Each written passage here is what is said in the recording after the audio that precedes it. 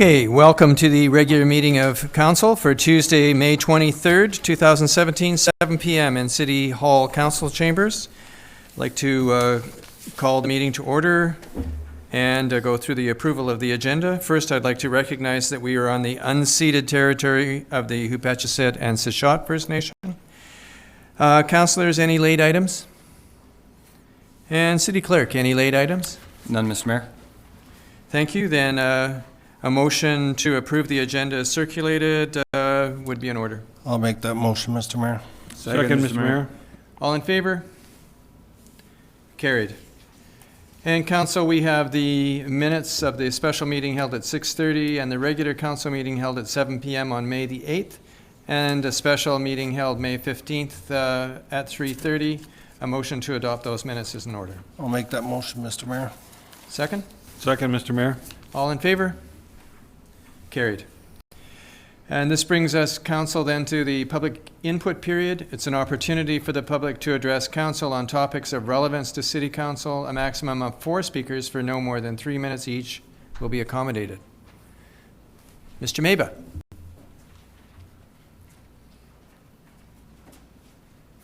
Thank you, Mr. Mayor and Council. I'm here tonight on behalf of Cycle Alberni and Alberni Valley Transition Towns to tell you about this year's Bike to Work Week. So this is quite a lineup of activities. Beginning May 28th, we've got something that I'm personally really excited about. We're going to do a urban skills safety course for adults, and it's from 10 a.m. to 2 p.m. at Echo Center. This is jointly sponsored by Cycle Alberni and Parks and Rec. And for this, we're bringing in the very best of the best instructors. Steve Lund from Duncan is a semi-retired coach of elite cyclists, Olympic cyclists and Olympic triathlon cyclists. So if you want a chance to really learn how to cycle safely on our local roads, this is your opportunity. So you can register for that by calling Echo Center. And then we've also got a similar type course for children. And this is on Saturday, June 3rd. So that's right at the end of Bike to Work Week. And you can also register your kids for that at Echo Center. That one is $5 per child. The adult course is $50 plus GST.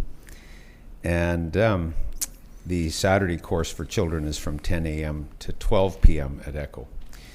And then starting off on Monday morning, we've got our first celebration station, is what we call it. So that's an opportunity for people who are biking to work to stop in and have a snack, have a bike tune-up, and register for some prizes and get some free giveaway items for their bicycle activities. So the first one is Monday morning from 7 to 9 a.m. at Aussie Cycle. And then in the afternoon, there's one from 4 to 6 p.m. at Healthy Habits. So you can either do it on your way to work or on the way from work. Tuesday, we've got 2 events at Steampunk's Coffee on 3rd Avenue. One goes from 8 a.m. to 10 a.m. and then in the afternoon it's from 4 to 6 p.m. And it's a similar event there where there's refreshments and prize giveaways, registrations. And then You have 25 seconds left, Mr. Maba. oh wow, okay. So Wednesday we're at Victoria Quay. Thursday we're at Bilo Foods. Friday we're at the Barclay Hotel. And this is all going to be covered in newspaper ads, so you don't have to get all the information right now. And then the wind-up event is on Sunday afternoon at noon to 2 at Harbor Key. And there's going to be a barbecue and a band and everything. And so come out and enjoy the sunshine, hopefully, and bring your bike and have a good time. So thank you very much. Thanks, Mr. Maba. So anybody else wishes to address council? Please state your name and you're second in line, because I know there's one more person who wishes to address council as well. Okay. Good evening, Council. Mr. Mayor, I'm Yvonne Chase. I reside on First and Angus. I'd like to bring to your attention Good Neighbor Bylaw number 2194, looked at in the year 2014. I'd also like to bring to your attention the amount of people gathering on 3rd Avenue, right in front of Merritt Furniture. Now, every time, once a week, I drive up 3rd. Well, actually, I drive up just about every day. But once a week, I drive up 3rd and I look for a parking spot. So I stop at the crosswalk, wait for somebody to come out. Generally, somebody's coming out. That's why I stop. But it's every time I stop, I'm accosted by the people sitting there not doing anything. None of these people are employed. Most of them are on drugs. There's been complaints about them throughout the years. I'd like to know if city's going to do anything about it. Or if you'd like to take this good neighbor bylaw, maybe rework it somehow so that we don't have a problem anymore. The problem isn't going away. It's only getting worse. That's about all I have to say. Thank you. We'll check into it. Okay. Thank you. Okay. Yes, Councillor Sobey. Yeah, Mr. Chase, just to let you know, if there's any aggressive panhandling, just contact the RCMP. This is the best way of addressing this issue. If anybody's intoxicated in a public place or under any type of influence and disturbing the peace, contact the police right away. It's more shouting obscenities. That's disturbing the peace under the criminal code. Phone the police and they'll be right there. The bylaw officer can't do anything. Explain to me why. Yeah. Well, we got one bylaw officer, so the police, we got many of them during the day. So by all means, just phone the police and they'll help you out, and I'll speak personally with the bylaw officer. Thank you. And is there anybody else wishes to address council?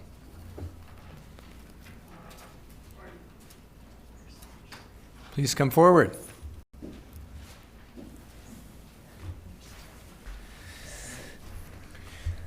Thank you, Mayor and Council. I am here to bring your attention about the Moose Hide campaign.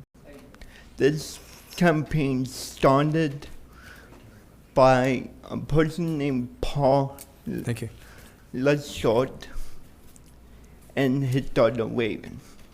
He started this campaign to spread awareness and stop violence against women and children, Aboriginal and non-Aboriginal, and it's Canada-wide.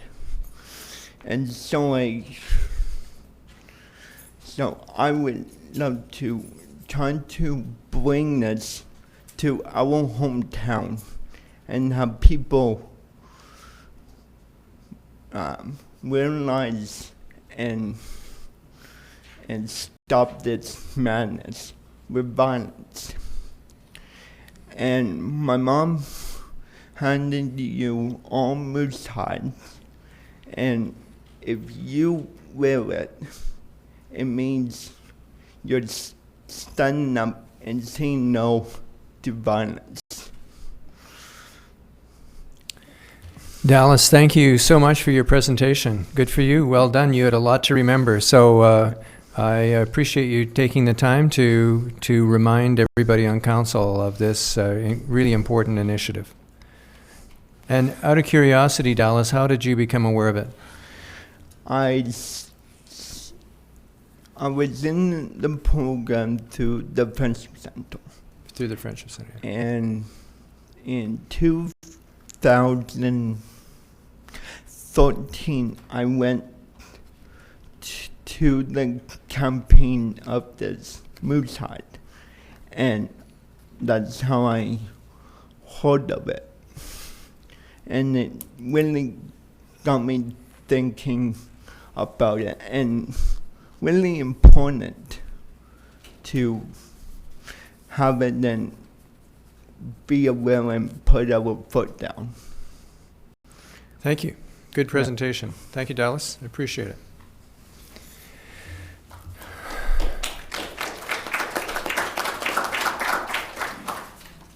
Okay, council, I believe that's it for the public input period. It does bring us then to our delegations.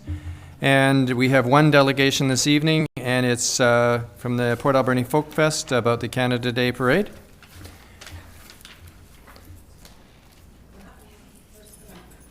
Thank you. So you've got your brought your supporters with you. So We have.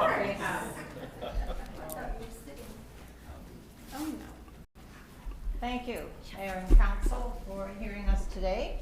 I have written a letter to let you know about our celebration of the Canada Day's birthday, 150-year celebration, and our parade is going to be happening from Catalyst parking lot this year.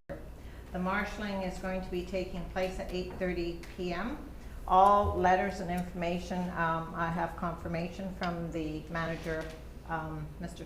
Chanowski, I think was his name, that we are able to use the parking lot. I've also hand-delivered letters to the RCMP, Fire Department, Diversified Transportation, and BC Ambulance of this event. The information about the streets being closed, and we're coordinating with the city and our barricade marshal, Charles Thomas. The really important information is there is a deadline to the registration, and the form is online. And we also have information all about the parade, what is required and what you're allowed to do and what you're not allowed to do. So the main thing is that we are inviting the public to participate and come forward and enter your float or your marching band, whatever group you have, to make it fun, because it is a great, great event this year. It is Happy Birthday Canada, and we really, really want to celebrate it well. So the deadline, as I mentioned, is June 15th, and we have a webpage. We're on Facebook, as well as we have an email, canadadayparade@gmail.com. And so we've been diligently, the group, emailing people and phoning people to participate. But right now we have a fairly low attendance in our parade. Last year about this time, sorry about that. Last year about this time we had about 50 entries. We're just under 10. So we're encouraging the public to come to this parade. It's going to be all along 3rd Avenue, past Smitty's, and exiting at Dunbar. It is a change of venue, and I know that people feel uncomfortable, perhaps because we've always had it on 10th Avenue, but for this year, it's the big celebration with the Triconic, the train, the runners, and all the events are going to be at Harbour Quay, as you're aware, and it's going to commence from after the parade till 10 o'clock at night, when there's going to be fireworks down there. So I just would encourage to get the word out, and we're in the community getting the word out. There's posters, and the newspaper has been very good in advertising, has the registration form right in the newspaper that comes to your door. So that's what our message is come and celebrate Canada Day 150. And here's our group. This is the committee. So you said marshalling is at 8:30 p.m.? No, at a.m. Okay. Sorry. Yes. It's at a.m. Actually, it starts at 7:30, but at 8 a.m. definitely we've got to get the marshalling. I guess the one thing that's happening is we're going to be coming in from Victoria Quay entrance and then coming into the Catalyst parking lot, and then the parade will start from on 3rd Avenue. So the parade will have to stop once the train does cross the tracks, but everything else will be coordinated, and we're quite involved with the chamber, and we are advising all the businesses, personally hand-delivered letter about the road closure, so that everybody's aware what's happening on that day. So I would like to invite you to be there. Thank you very much. Okay, well, thank you very much. And we actually have something special that we need to do, and I'm wondering if Councillor Washington, if you want to make the motion to support this.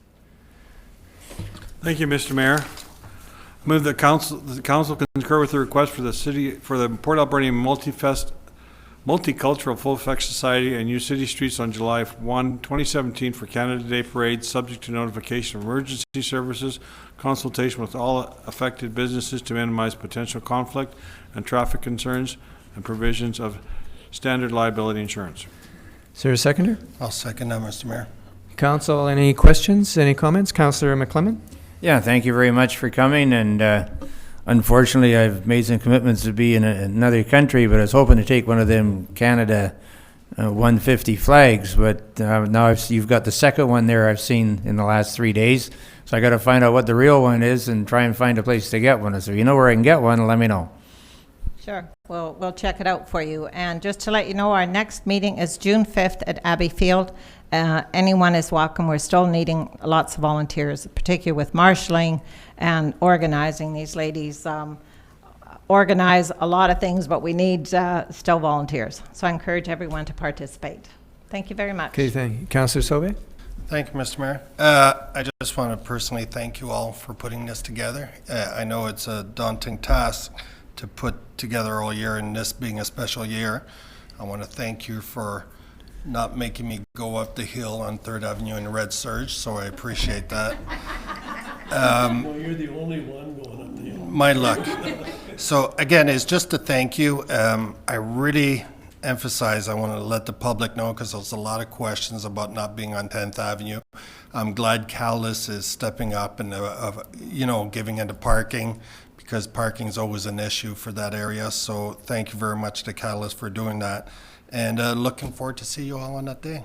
Thank you. Super. And you'll certainly have a lot of fun, because I'd like to invite the community, because the party starts at 10 and it'll end at 10:30 with fireworks. So be prepared. There's lots of entertainment. This is the first year I'm not charging to take a picture with the Red Surge, so it'll be good. Thank you very much. And sorry, but I know Councillor Paulson has one more question. Well, You thought you were going to get away with I it. challenge the community to make this the biggest and best parade that we've ever seen. Thank you. You know, we go from 9 to 90 over Right. the next 2 weeks. And my other question is of Mr. Martin's, is the mayor's car entered yet? Yes, the submission's been made for an entry from council. Is it red? It's red. There we go. Oh, okay, well, you're in then. I'm in. I'm You're in. number 8. Okay, thank you very much.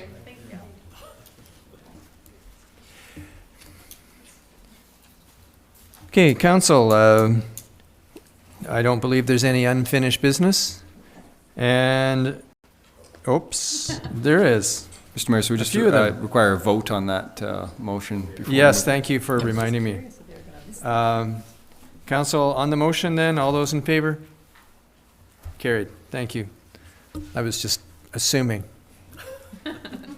Okay, council, unfinished business. We have a couple of items. The first one is bylaw fines. It was a notice of motion provided May the 8th. And the first one was a motion, and I'm wondering, Councillor McClellan, since it's your motion, would you like to make that motion? Yes, Mr. Mayor, the council directs staff to provide a report regarding the city's nuisance abatement bylaw, including general enforcement and recommended increases to the fees and charges recoverable for nuisance abatement. Is there a seconder for that? I'll second that, Mr. Mayor. Discussion, council. I think, Mr. Mayor, it's fairly self-explanatory to see if we have enough involved in our bylaw that'll make it so that we can recover our costs. Okay, thank you. Then on the motion, unless there are other questions, then all those in favor of the motion? Carried. And the next motion, Mr. Mayor, is that a meeting of council be scheduled with the Chief Administrative Officer, Director of Development Services, and Bylaw Enforcement Officer to discuss the city's fees for services, including building and business licensing, sewer connection and regulation, soil removal and deposit, secondhand dealers, and medical marijuana dispensaries. Have a second, or I'll explain that. Second, Mr. Mayor. These are all areas that a lot of cities have bylaws that require service fees and recoverable fees and charges that possibly we can get into, and we could be solving some of the problems we have, getting tourists here, and some of the complaints we had even today, a gentleman at the mic, with nuisance people at the particular part of 3rd Avenue.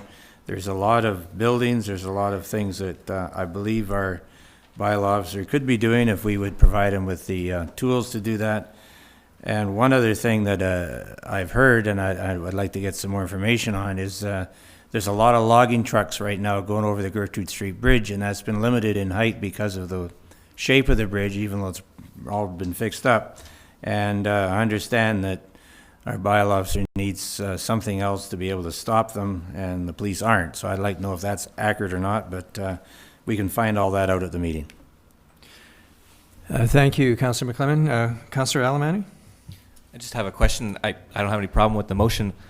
Just wondering, I'm assuming this is going to basically inform the report that we just approved. Yeah, okay. CAO, I'm not sure whether this question should go to you or it should go to Mr. Smith, but council just recently approved a new bylaw fee structure. Have we seen the results of that fee structure to this point? Mr. Mayor, that question is better answered by the Director of Development Services.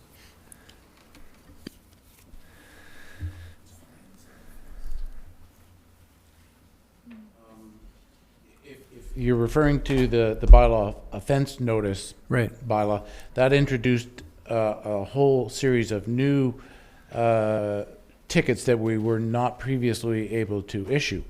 It's a relatively new bylaw, so it's, we don't have any good test results or anything about how that's working. It was another tool to try and get voluntary compliance. Some of the issues, there weren't new bylaws put into place, but in some of those bylaws we had no ability to give a ticket. So where we don't get voluntary compliance, the next step would be issue a ticket. We now have that passed by council. That's another tool that our bylaw enforcement officer can use. It's too soon. You'd want a year to go by to see how many tickets we're issuing for what offenses. How is that encouraging more compliance? So it's too soon to know how that will impact things. But it is an additional tool that we didn't previously have. Okay, thank you.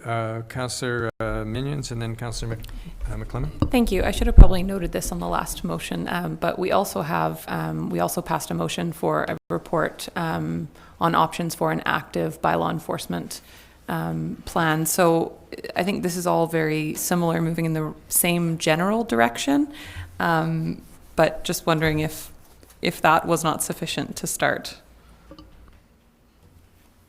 Okay, specifically because we don't have that report back yet, so we haven't had an opportunity to see.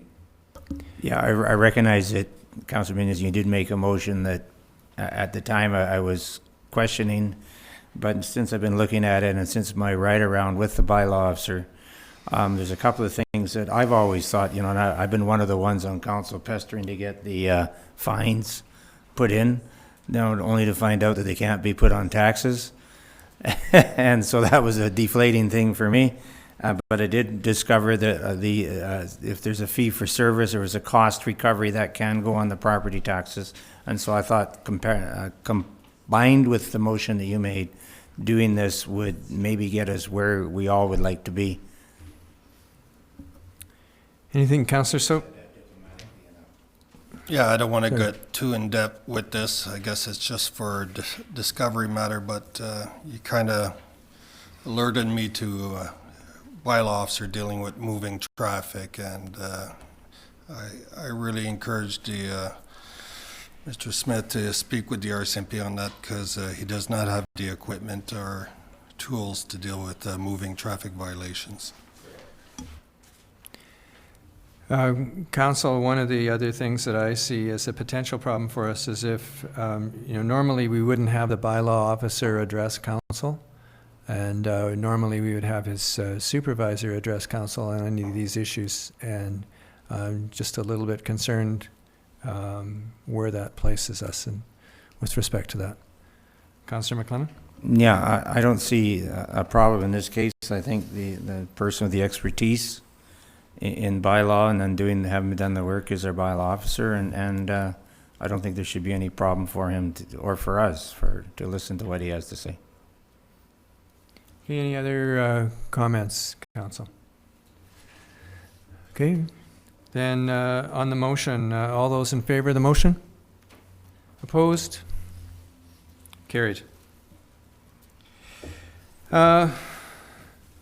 Council, the Director of Development Services, goats on the hoof. We have a report dated May 17th, provided at the request of Council regarding the proposal from Goats on the Hoof to provide vegetation management services within our city. First one is first potential motion is to receive that report. And Councillor Sauvé, I'm wondering if you're able to make that motion? Yes, Mr. Mayor, that the report dated May 17, 2017, from the Director of Development Services be received. Is there a seconder? Second, Mr. Mayor. All in favor? Carried. Questions for our director? Because we're going to be looking for some direction. Councillor McClement? Yeah, first I'd like to say thanks for doing this. We did ask for it last week and hoped it didn't cost too much, and your suggestion to bring another bylaw was very good. I only have one question. If we copy this verbatim, are we plagiarizing? No, we would be modifying so that, and you know what?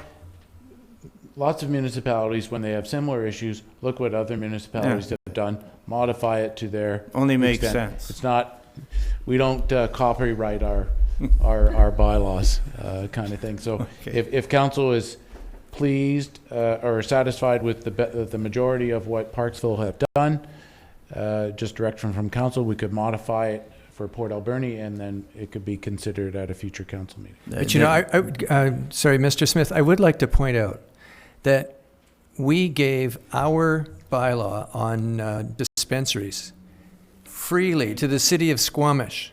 And the city of Squamish made a presentation at the UBCM and took full credit for our bylaw.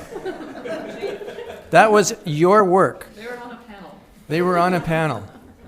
They didn't even once mention that Port Alberni was first. So, you know, They we... actually did. Oh, did they? Oh, thank you. We got a lot of this from Port Alberni. So anyway, sorry, let's go back. The Mr. Mayor, I would make a motion we adopt this bylaw. I'll second that, Mr. And then we can debate it. or with yes with or- the necessary changes. Just to clarify, Mr. Mayor, so of course, this wouldn't be to adopt the bylaw, but to bring forward the bylaw for council's consideration based on this template. Yes, Yes. thank you. Thank you. Mr. Smith was having a hard time responding to that because he had to stop himself from commenting further. Any other questions, Council? Councillor Washington? Thank you, Mr. Mayor. I noticed that Parksville adopted this on April 2014. Do we have any rapport of how this has worked in Parksville? Mr. Smith? I think it's worked reasonably well. I don't know how often people have taken advantage of this service, but it does a good job of putting out the rules and regulations, how, whether it's this company or another company, is to operate. And that's what a bylaw is to provide those regulations about how you want something to operate in your community. Councillor Alberni? Thank you, Mr. Mayor. Just to I guess, help Councillor Washington, I haven't seen anything in Parksville, but in Nanaimo, they must have a similar bylaw, because I did see them using goats in the Woodgrove parking lot, of all places. And they did a fantastic job getting rid of blackberry bushes and scrub brush and things, so seems great. It's odd that we actually need a bylaw to approve this, but it is what it is. I don't know. I did check. I guess, yeah. Councillor Washington, I did actually check with the mayor, and they haven't had any goats go missing. So it has been fine. They've been under control.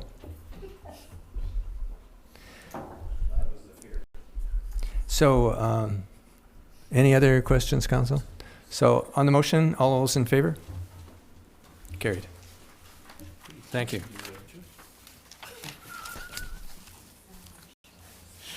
It's just, you know, some things just can't pass up. It's there, the door is open, you gotta step in. Okay, Council, we're on to staff reports. Our first is on accounts. Councillor Washington. Thank you, Mr. Mayor. I move the certification of Director of Finance dated May 23, 2017 be received, and checks numbered 138935 to EFT 000051 inclusive, and payments of accounts totaling $723,000 $66.92 be approved. I'll second that, Mr. Mayor. All those in favor? Carried. And City Clerk from Western Forest Products.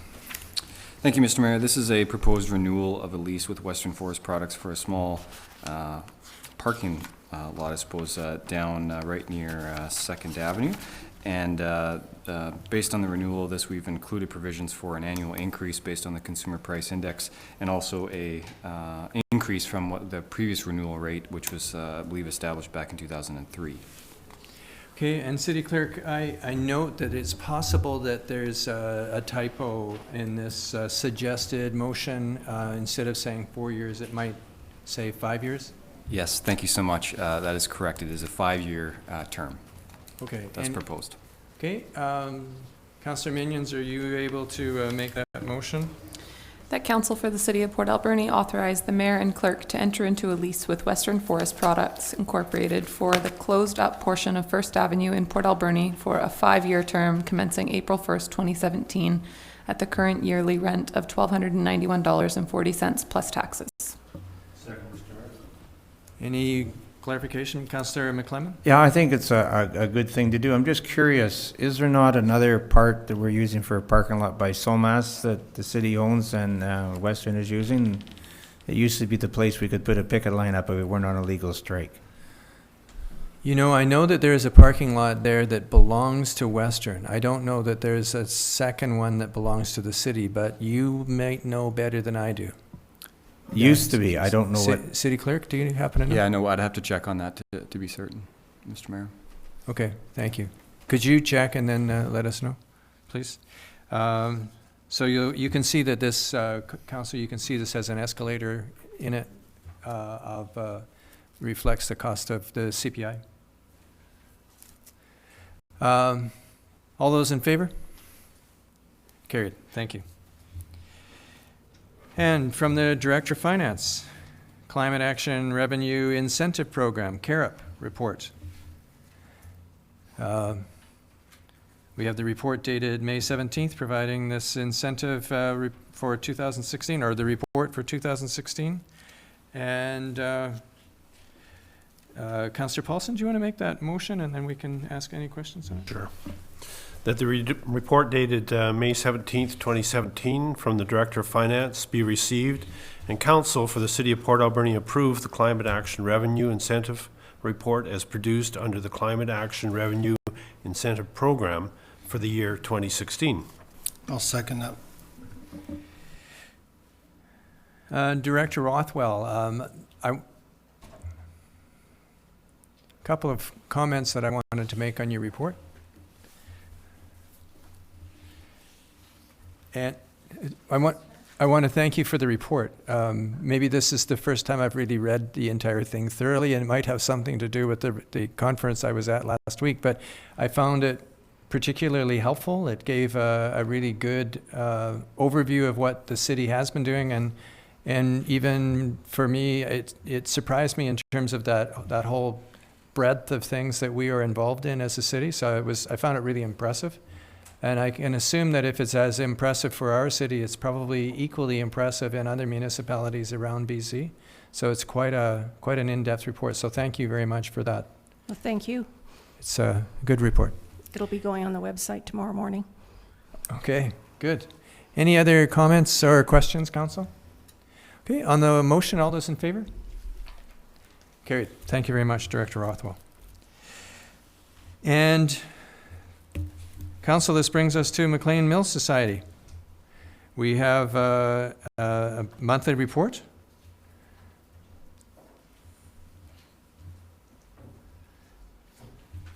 And Ms. Baudouin, thank you so much for your report and the how in-depth it is.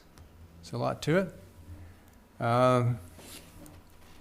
Council, questions on the report?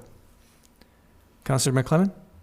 Yeah, I think it's a good report again, and you've covered a lot of ground. I like this bench using train wheels and Wagon wheels? I don't know what the boards are. Are they from the mill? Are they cute? Somebody donated them. They donated the wheels, and then the guys just decided that that would be a great project. There's 100 of those wheels floating around. You shouldn't have to go get any. And I'm just curious, are we able to now start charging admission, and is the train been able to run? 'Cause I noticed in the report it was dated about a week ago, and it was things that happened Friday. Did they happen? So where we're at with the train right now is all the work that was due for the tracks has been done. So hallelujah, I feel like we could dance a little bit. And the inspector's back tomorrow morning at 10 a.m., which is wonderful. They had to change out 3 ties, which came after the fact. I'm not sure if that was in here or not when I was writing it. So that prolonged it a little, and then one of the inspectors got sick, which is, again, like snow out of our control. So he's going to be back tomorrow morning. We've done the bridge reports, are actually in our possession right now, so they're heading off to be legally handed off tomorrow as well. We should have everything we need by Thursday. Looks good for our actual track. 1 bridge is looking good. 2 look like they need some work, so we're really working through doing some infrastructure right now. All of it is possible, and none of it's going to stop the train, so we're very happy with all the reports. It did take a little longer than we had anticipated, but as we dug, it became more clear that there was a lot more work that needed to get done. But here we are. Hallelujah. We have a train running on. I know the youth pastor in me is coming out, but it's been a long process. And on Saturday, we're running with a community group, and that will be the first train of the year. This Saturday. Sorry? This Saturday. Yeah. And then public trains, we've got an event back in the day for our seniors on the 9th of June. And after that, it's full speed ahead. And I'm never going to get tired of saying that. Full speed ahead. Is there a mayor's train ride this year? Absolutely. We're joining with Our Town. I'm not sure if that's what you guys have done in the past, but it's July 25th, I believe. July 25th? Yes, it's a Tuesday. Okay. Are you excited to be on the train? Yes, absolutely. Good. Okay, Councillor Paulson? Sure. I just love to hear what your progress is. I noticed that in your report, you put a call for artisans for on-site as well. Have you had much response there? We've had a little bit of response, but I haven't pushed it out totally to the community in a really wide sense. It's been focusing on getting infrastructure dealt with first and some of the more integral projects, and then these are the things that are coming after. We have had conversations with the local crafting group, though. What I would love to see on Saturdays is that square filled. So I think in our community, it's the market day. We do, in the Harbor Key and up in Cherry Creek, and there's a lot of artists that come through our town.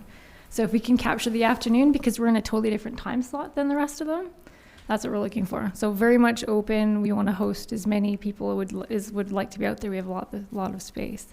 So that would be exciting. Councillor Alamani? Thank you, Mr. Mayor. Great report. Thanks. It's just fantastic to have you here every month, and there's so much in here, so much going on. That's really great. The one thing I just wanted to get a little more detail out of you, if there is any, because I think it's really exciting, is the campsites and stuff. Oh yeah, we've actually started. We've broken ground on the campsites. So we decided this year, the original plan for the campsites was to get into a piece of IT land that we've been previously basically using as a boneyard. Realistically, though, the ground isn't very stable up there. It's very, very muddy. So we realized that that's going to take some work. So that became out of a first-year plan into the second-year plan. But we have opened up 8 spots. And so if you're looking directly at the mill where the old caretaker unit used to be, that's a really fantastic, lightly wooded area that's quite beautiful. So we opened up 8 spots just for simple rustic camping. And that will be ready this summer. We'll be able to open up for sure. Then once our caretaker, which today we had the paperwork, has gone through to pull the old trailer out, we're doing interviews tomorrow morning to put a new caretaker in. That should be done by June 1st. I'm really excited about that as well because we have a new location and then that person will also oversee the campground. One of the very interesting things is we were just recently approached by an organization that has that would like to build, I think they're called yurts, but he brought us a business proposal, and that's something that we're going to have a look at, possibly adding in another level of glamping camping out there. So people are really excited about the campground possibility, and we have so much room that we didn't actually even have to go into IT land, so it's still completely McLean Mill land. And it'll just add another element of activity and life onto the property.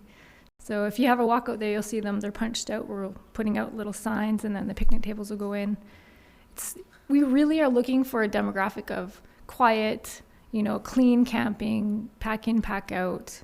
It's not going to be a really great group area, but definitely for those single families that are looking for something to do with their kids or quiet campers.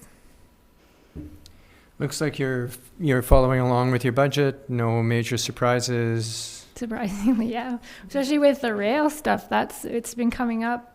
We're still within our original predictions, I would say, and all of our operating costs are still doing really well. We've just had our deposit put in our account just last week, so I think that because it's almost the end of May, we're doing pretty good. I'm happy. I feel confident about that. Okay, thank you. Anything else, Council? Councillor McLennan? Yeah, I've just had one question and I didn't know the answer. I hope asking you now is safe. On the campground, if there's kids running around at night, how do we keep them away from anything in the mill? So what we've been doing, not just for kids in the campground, but for the general public, because we are down for maintenance this year, we wanted to be able to offer an opportunity to look inside the mill. So there was safeguarding already in place. It's actually there right now. That is making sure that people can't get into areas that would be dangerous. So we're going to do that a little bit further and keep access points blocked, private property, gates where there should be, so nobody actually can just walk through without permission, without a tour guide. And I think that will help with the nighttime wandering too. There's going to be a campground attendant on site, which will help, I think, with that as well.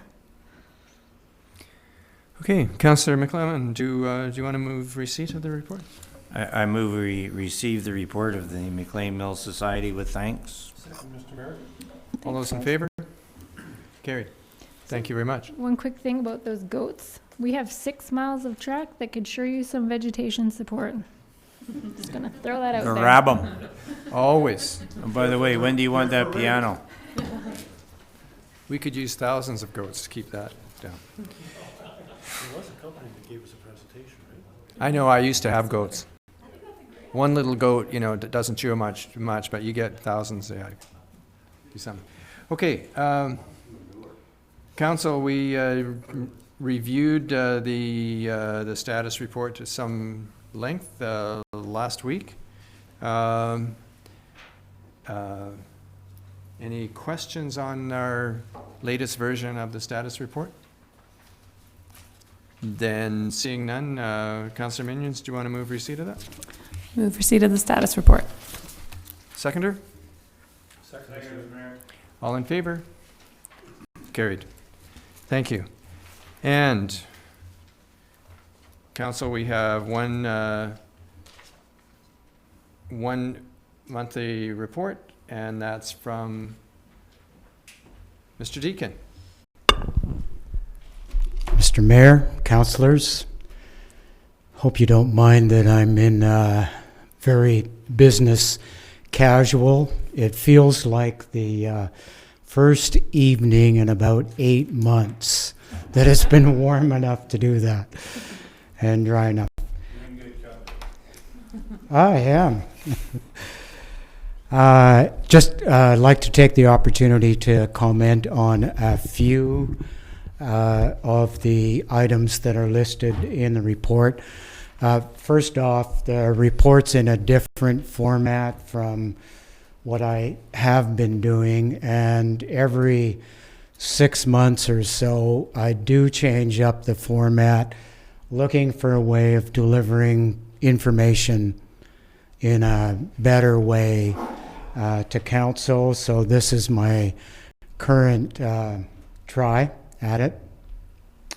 With respect to number one, I know that those of you that are on social media will have seen that the airport hosted its first landings on the new runway this weekend, including a Boeing 727, and a 737 is tentatively scheduled to land on Thursday. And also We have received an inquiry about leasing space out at the airport, given that the runway is actually complete. So that's encouraging. With respect to number 7,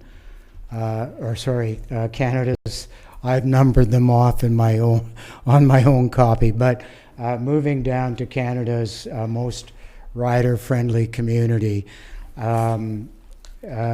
we did definitely achieve the outcome, and I would like to thank members of the Toy Run, along with Carolyn Jaskin, Dave Chamberlain, and Citizen of the Year Jeff Cook, as well as Heart of Vancouver Island, Alberni Online, and Shars Landing, and others of you who galvanized your networks to get the votes in. The Community Futures Alberta, who was one of the sponsors of the event, will be delivering 2 entry signs to the community that proclaim Port Alberni as Canada's most rider-friendly community. And also on July 21st, Belt Drive Betty Media, who was another sponsor for the event, will be here in the community to do some filming. And of course, the Toy Run is looking after arrangements for that. But it happens to fall the day before the Tsunami Hogs are doing their 3rd annual event on 3rd Avenue. So they'll be able to pick up some footage from that as well, which is very serendipitous. With moving on down through the report, the facade improvement program. Jake, if you wouldn't mind, please scrolling down to the bottom there. That program is now fully subscribed, and it happened, as council knows, in a very quick time period. And unfortunately, some of the building owners who live in Vancouver didn't get their notice of the program along with the mayor's letter encouraging them to do some upgrades of the buildings until the program was fully subscribed. We are taking a wait list in case some of the applications don't proceed, or some of the 2016 awards are not completed or cost less than had been anticipated, but there really isn't much room for slippage. So I'd like to take this opportunity to thank Community Futures for delivering on that program for the 2nd year in a row. And I guess I would like to also, on a completely different note, thank council for your approval of moving forward with the an application to the gas tax fund for the Johnson Road charrette recommendations. I mean, that makeover would completely change the face of the community, and it would bring us to national attention, I know. So staff are at work on that, as well as the application for the replacement of the water main and the asset management program. And then just finally of note, City Planner Scott Smith and myself will be on a panel at the BC Economic Development Association conference in Victoria on June 12th to provide examples of when, where, and how we work together and how we work through challenges if we don't agree on an issue or an opportunity. So, We agree on everything. well, Scott and I work very, very well together. And there are times where a conversation or more is needed to make sure that we're all on the same footing. I think our CAO has described it as, my job is to make rain, and the job of the other managers is to make sure we're drought resistant. So, and I think that's a good analogy. Sounds like a comment from somebody, Beaver Creek farmer kind of guy. Okay, any questions, Council? Councillor Alamani? Thanks, Mr. Mayor. I'm wondering what, because I had asked at a meeting a couple weeks ago, I think, about just a report on the eco-bio cluster, Ken Timber and Kitech and that sort of where that's at. Can you elaborate at all?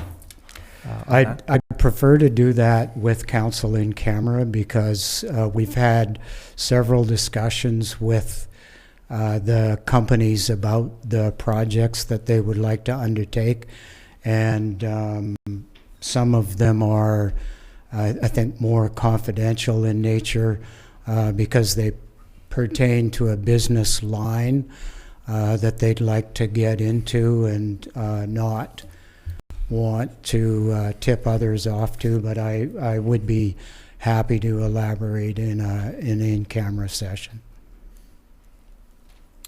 Okay, anything else? Councillor McClellan? Yeah, just curious, under agricultural, you suggest here that the contact that you had for the research into it's gone cold, but there's an alternative proposal. Is this the abattoir they're looking to do, or is this something entirely different? Something different. Hope they get the abattoir too. And under forestry, two deliverables from Rural Dividend Program with Biomass Project been initiated. Is one of them canned timber? Right. Now, and are they starting up tomorrow, please? So that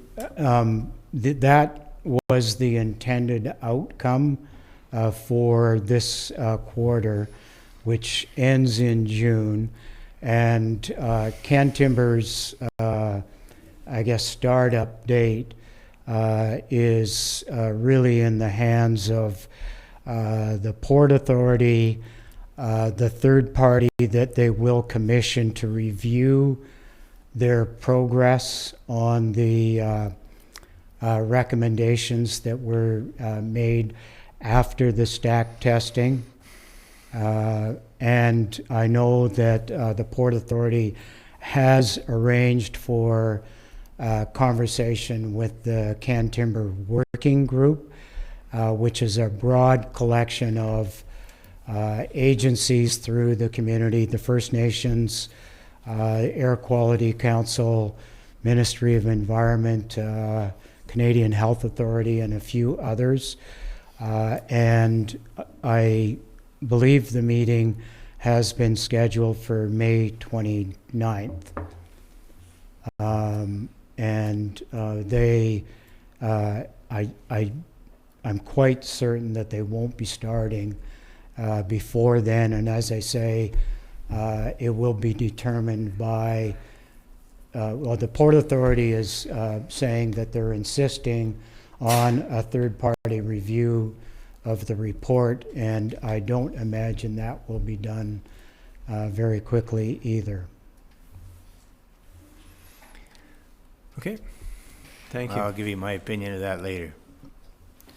Okay, any other questions, Councillor Minions? Thank you.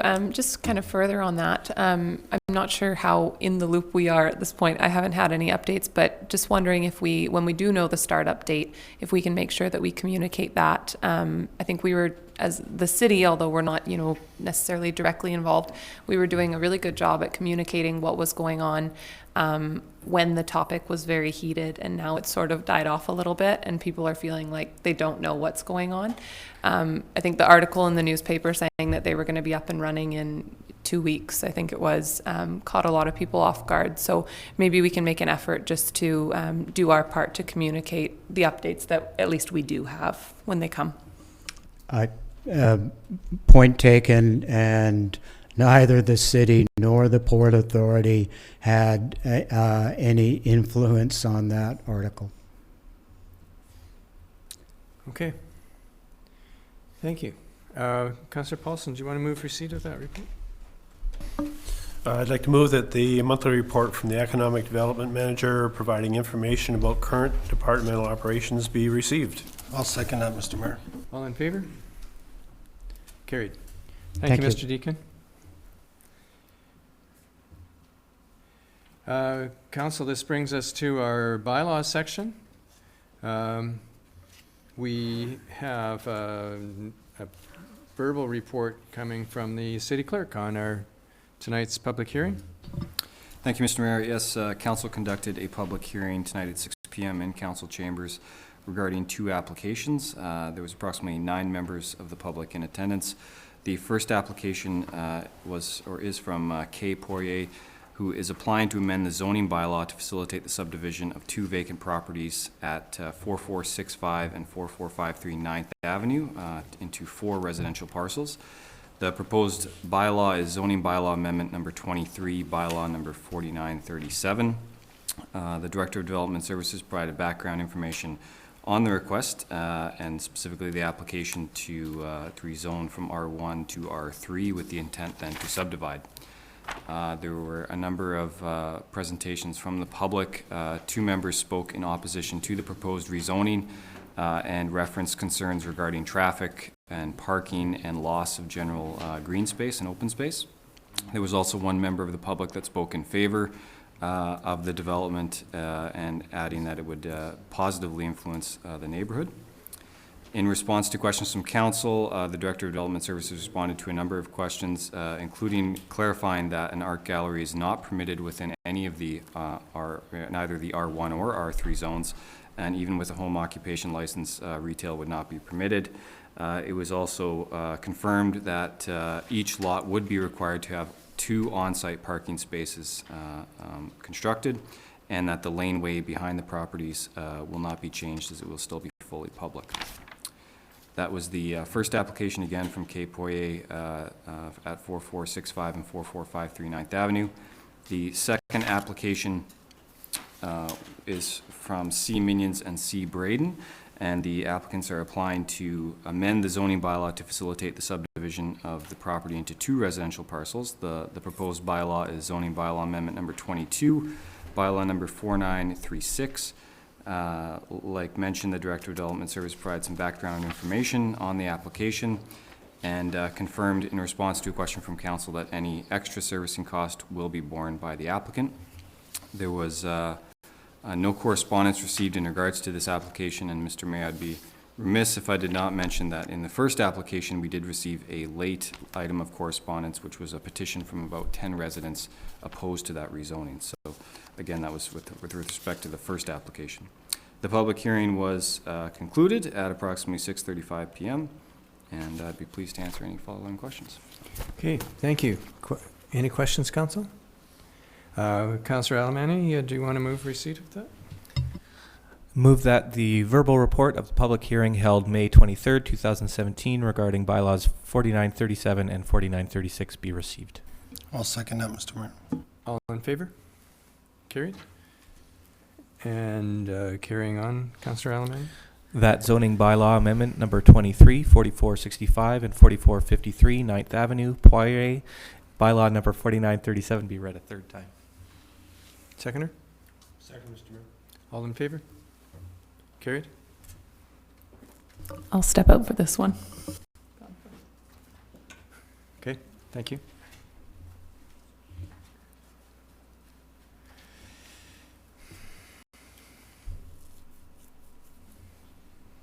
Okay. And that zoning bylaw amendment number 22, 3994 Anderson Avenue, Minions, bylaw number 4936 be read a 3rd time. Second, Mr. Mayor. All in favor? Carried. Okay, thank you. And City Clerk, procedures bylaw? Thank you, Mr. Mayor. Yes, before council is a report and a draft amendment to council's procedure bylaw to accommodate committee of the whole meetings. These meetings have been requested by council as a way more informal and less structured format for discussion on matters before council. There is a proposed schedule included with this report that begins commencement in September for monthly meetings at 3 p.m. However, we are able, if this bylaw were to be adopted by council, then establish those either during a regular meeting or at any occasion that council deems desirable. Staff envisages that committee of the whole meetings would also include the opportunity for presentations and delegations to council, as well as I mentioned, provide an in-depth opportunity for council to discuss topics feel they need more information about. So as you've seen here tonight, we do have the opportunity to have staff reports or delegations appear at committee of the whole meetings if we feel it's most appropriate. I would be pleased to answer any questions regarding the report and the draft bylaw. Councillor McClellan? Yeah, I guess the main question I have is, I see now with the schedule, I kind of look, like I know we used to have that at the regional district and they canceled that because of redundancy, and we will probably take a while to get to that stage. But if, say, a subject comes up that would be better dealt with the committee of the whole, is where I see a benefit to this. Do we just wait to the next month? Do we, to me, having it scheduled is probably okay to start with, but I don't think we should hang on to a schedule when there's something that can be very beneficial for specific items. More important than waiting. Yeah. And I think... And when we got a schedule, we pass the schedule, and we're told we can't change it without all kinds of rigmarole. So I got a bit of concern about that. City Clerk?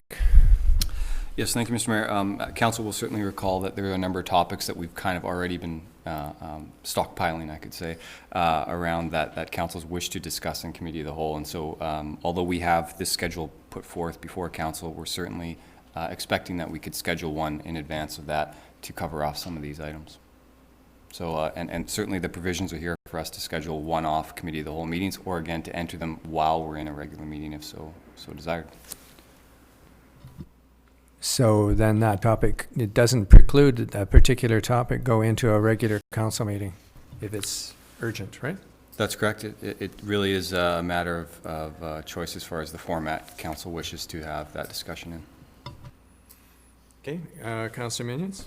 Thank you, Mr. Mayor. I just wanted to add as well that when we had this debate originally, we talked about being able to cancel them if needed, or if necessary, so if there weren't topics. But staff mentioned that it would be easier to have them regularly scheduled than to just call them as needed. So we have that ability as well, that if there's no topics we need to discuss, we can always cancel them. Okay, so Councillor Minions, would you like to move receipt of the report? That the report from the city clerk dated May 5th, 2017 be received. Second, Mr. Mayor. All in favor? Carried. That council procedures bylaw 2013 amendment number 3, bylaw number 4938 be now introduced and read a first time. Seconder? Second, Mr. Mayor. All in favor? Keep going. Councilor Minions? That council procedures bylaw 2013 amendment number 3, bylaw number 4938 be read a second time. Second. Council, before we go on to vote on this, are there any concerns? I have a couple of concerns I want to share with council. One is just to make sure that we keep track of staff capacity to be able to manage this. The other thing, as Councillor Minions has said, we can review it to make sure that it's actually giving us the benefit that we're hoping for. Third thing that I want to bring up is that it is possible that these meetings happen more frequently than we had anticipated, and we want to make sure that we have full council attendance as much as possible so that we've got a quorum in order for it to occur, because things do come and happen to each one of us where it's sometimes difficult. So as Councillor Minion said, it's maybe won't always necessary to be a monthly meeting, depending upon what the need is. So, on the motion, all those in favor? Carried. That Council Procedures Bylaw 2013, Amendment Number 3, Bylaw Number 4938 be read a third time. Second, Mr. Mayor. All in favor? Opposed? Carried. And one more time. That notice of the proposed bylaw be provided in accordance with the provisions of the community charter. Second, Mr. Mayor. Any further comment, Council? All in favor? Opposed? Carried. And Council, then that brings us Director of Finance, SOMAS Estuary Environmental Stewardship Protection Loan Authorization 2017. We have a report dated May the 11th from the Director of Finance providing a draft loan authorization bylaw to authorize borrowing up to $4,450,000 for improvements to the city's wastewater treatment system. And before we ask questions, do we want to move to receive the report? Councillor Sowe, do you want to move receipt of that report? That the report from the Director of Finance dated May 11, 2017 be received. Second, Mr. Mayor. All those in favor? Carried. Are there questions for our Director of Finance? Councillor Alberni? And I know I have a couple. If I could, maybe just for the public's benefit, if you could just explain a little bit about how the borrowing is working with the grants that we already have and what's been spent, and if you could just elaborate a little bit on how that's all working out. Excuse me. This loan authorization bylaw is the addition to the second phase of the sewage treatment plant, where it was determined last year by Mr. Watson that it was going to be a further $11.3 million to finish the project. And we got, excuse me, $6.8 million in grant funding, and this tops it up to the 11.3 that's required to finish the project. And that was mainly due to the changes in regulation and the outfall and that yes. sort of stuff. Yeah. Okay. Yes. So a couple of questions, just to put it in perspective. The total cost of the project is what, and this total borrowing we know is $4.45 million. The total project is about $27 million. And we're only needing to borrow $4.45 million. Well, we had borrowed $5.7 million before to acquire the lagoon itself. Right. So this is... That's on yeah, top of that. Yeah. So still just over $9 million out of a $27 million project. That's right, $18 million in grant funding. And if we hadn't been successful in having that sewage lagoon right there, and we had to start from scratch, presumably it would have been a much more expensive project. That's right. Okay. The other thing is this isn't coming as a direct cost to taxpayers in the traditional sense. I understand it's actually going to come out of something different than that. The debt servicing is being funded by sewer operations. Okay, so that's how we can say it hasn't directly impacted property tax. That's right. Okay. Anything else, Council? Director Rothwell, thank you very much for that. It's a big project, and it's spread over a lot of years. It is, and this is where I was missing the city engineer. Yes. Okay. Councillor McClellan, do you want to move on with the next three parts to this motion? For the motion, you mean? Yes, please. No, to find the motion right during the page here. Okay, remove the SOMAS Estuary Environment Stewardship Protection Loan Authorization 2017 bylaw number 4939 be now introduced and read a first time. Is there a seconder? I'll second that, Mr. Mayor. All in favor? Carried. The Somas Estuary Environmental Stewardship Protection Loan Authorization 2017, bylaw number 4939 be read a second time. I'll second that, Mr. Mayor. All in favor? Carried. And just on this one, I'll have a question, Mr. Mayor. Sure. The Somas Estuary Environmental Stewardship Protection Loan Authorization 2017, bylaw number 4939 be read a third time. Second, Mr. Mayor. And the question is, I just don't find it again in here, but I noticed earlier today when I was reading the bylaw that it says no direct effect on taxes in 2017. In 2018, is that when we start getting the extra fees on the budget, or did I misread it? No, I budgeted for the interest debt servicing for 2017, because we plan to have the funds in place in a few months, as soon as it gets through the approval process with the ministry. And if something happens that it doesn't quite cost us much, which seldom happens, can we not borrow all of it? Yes, that's true. Okay. Thank you. Councillor Sauvé? Just one question. Is this going to affect the rates of the sewer and water for our residents? Yes. So it is affecting our taxpayers somewhat for the usage, right? Well, it's funded through the user fees on the sewer. Okay. Through the sewer operations. And Right. it was included in the 2017 budget. Okay, thank you. All those in favor? Carried. Thank you. And there's one more item that really affects you, or is from you, which affects all of us, which is the 2017 to 2021 financial plan bylaw amendment.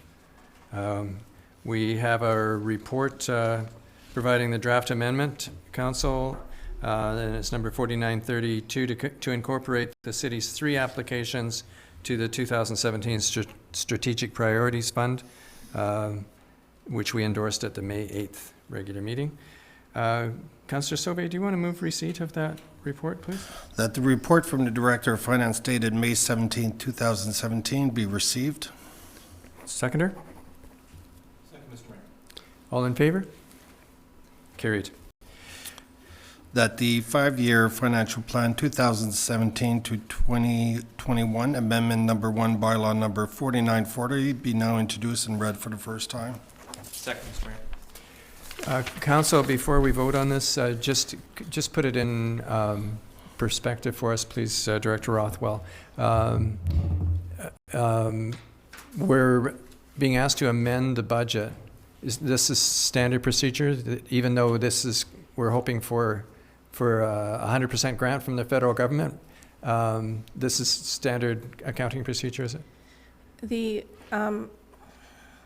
funders take the position of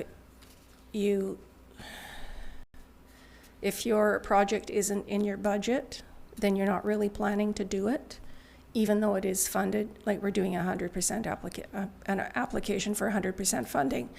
However, it really supports the grant application process when you have that project listed in there with the funding. So if for some reason, and I'm sure it would never happen, but if for some reason we weren't successful in getting this money, then it just simply, do we have to amend the budget again to take it out? No. Okay. Thank you. On the motion, all those in favor? Carried. Thank you. And Councillor Sauvé? That the 5-year financial plan 2017 to 2021 amendment number 1 bylaw number 4940 be read for a second time. Second, Mr. Mayor. All in favor? Carried. That the 5-year financial plan 2017 to 2021 amendment number 1 bylaw 4940 be read for third time. Second, Mr. Mayor. All in favor? Carried. Thank you, Director Rothwell. Thank you.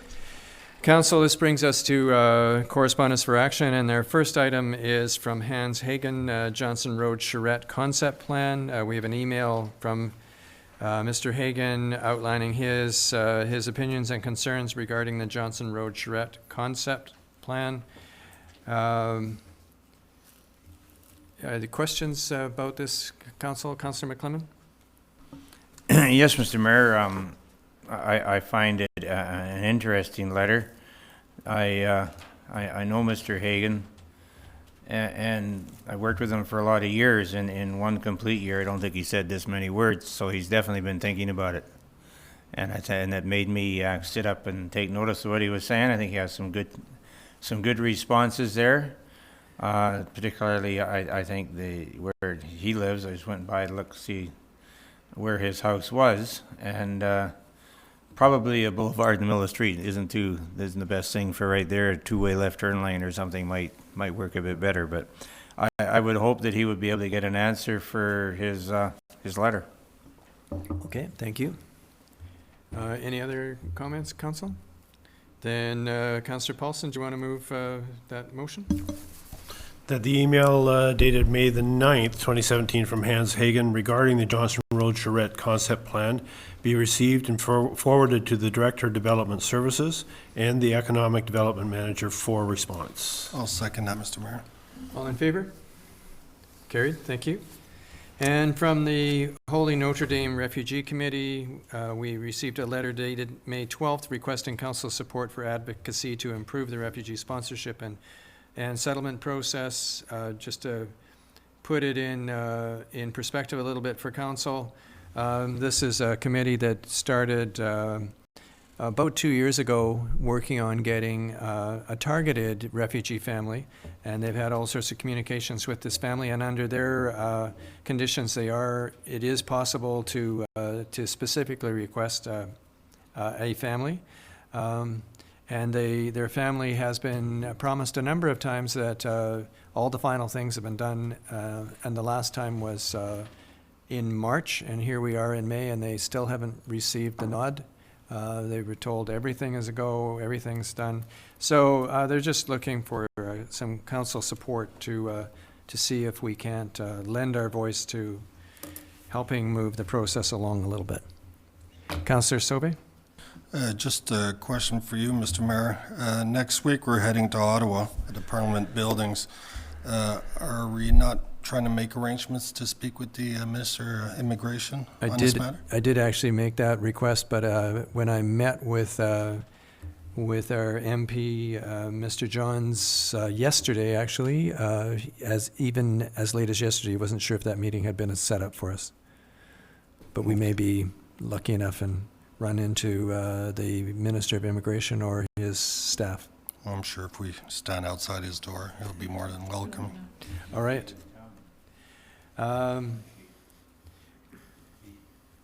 Councillor Sobe, do you want to move that motion? Thank you, Mr. Mayor. That the letter dated May 12, 2017 from the Holy Notre Dame Refugee Committee be received and council concur with the request and write the Honorable Ahmed D. Hussein, Minister of Immigration, Refugees and Citizenship, requesting improvement to the refugee sponsorship and settlement process. Is there a seconder? Second. Any further discussion, Council? All in favor? Carried, thank you. And from Trinity Anglican and Lutheran Church and the Alberni Valley United Church, Council, we have an invitation to attend the blanket exercise, a local event being organized in support of reconciliation efforts scheduled for June 17th, 2017, 9:30 at the Trinity Church. And Councillor Alberni, do you want to make that motion? That the invitation to the blanket exercise scheduled for June 17, 2017 from Trinity Anglican, Lutheran Church and Alberni Valley United Church be received and council confirm their attendance with the Deputy City Clerk. I'll second that, Mr. Mayor. All in favor? Oh, sorry. Before we vote. Just a comment, Mr. Mayor, I'd have to give my regrets as I'll be out of town that day. Thank you. And for the next whole bunch after. Okay.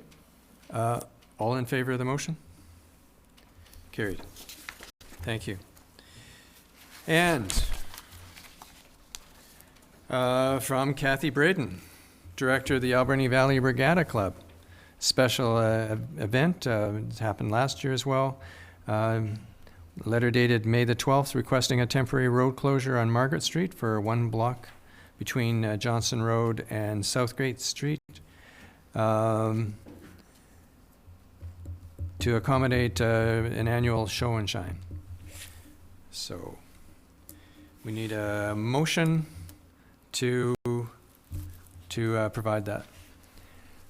Councillor Sauvé?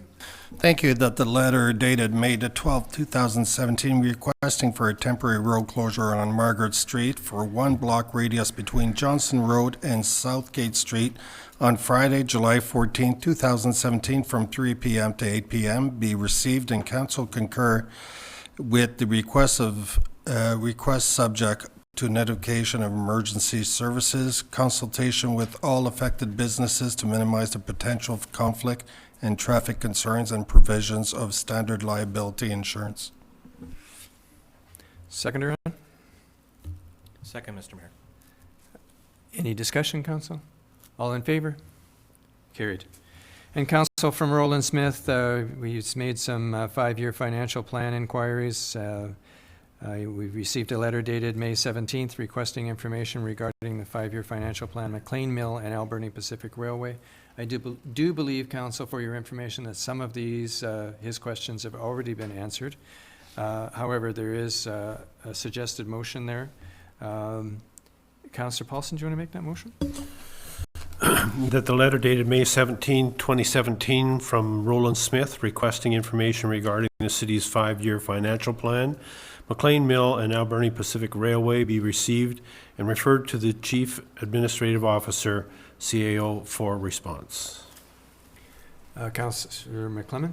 Mr. Mayor, if my memory serves me anywhere as close to accuracy, several of these questions we've already answered for Mr. Smith, and we can answer them again, I guess, but how much staff time do we want to put into the same question, I guess, it's nice to do and nice to have, but it isn't free, I guess, and it does take staff time. I think that the CAO is prepared to respond in such a way he will let Mr. Smith know the questions that have already been answered. Is there a seconder for the motion? Second, Mr. Mayor. Councillor Paulson? I just want to commend the report that we received tonight, and some of the questions that Mr. Smith has asked were actually included in your report, in particular with regards to the railroad and where they're at with maintenance and those sorts of things. So well done on the report. Thank you. All those in favor of the motion? Carried. Thank you. And council, we have a proclamation request from Spark BC. Letter received May the 10th, inviting the city's participation in celebrating the 20th Annual Access Awareness Day on June 3rd, 2017. City Clerk, have we make any comment on any applications we have made? Yes, thank you, Mr. Mayor. Certainly one of the, I suppose you could say, flagship projects that we're hoping for is to install an elevator here at City Hall. It's one of our our largest public facilities in which we invite the public to come and not only use our services but participate in democracy. And so this building was built at a time when access maybe wasn't a priority consideration, and so we're looking to address that with the installation of an elevator that it's greatly needed and certainly requested by the community, from those who both are using wheelchairs, but those that also just have general mobility issues, and the stairs pose quite the challenge. So, certainly this would be a nice feather in our cap in recognition of their request and the invitation to the city. Well, that would be great, because today I experienced it where there was a gentleman came in his scooter, and he couldn't make it around the corner to get in to pay his city taxes. And he was honking his horn, and I didn't recognize what the noise was. And the poor guy honked about 3 times before I finally went out to have a look and see. And then someone from city staff had to come and take his signature and all the rest of the documents and so on and so forth. So it happened, but it wasn't respectful, and it wasn't easily handled. So the sooner we can address this situation, the better, in my opinion. Exactly. Much agreed. Councillor Washington, do you want to make that motion? Thank you, Mr. Mayor. The letter from Spark BC be received May 10, 2017 be received, and June 30th, 17 be proclaimed as Access Awareness Day in Port Alberni. I'll second that, Mr. Mayor. All in favor? Carried. Thank you.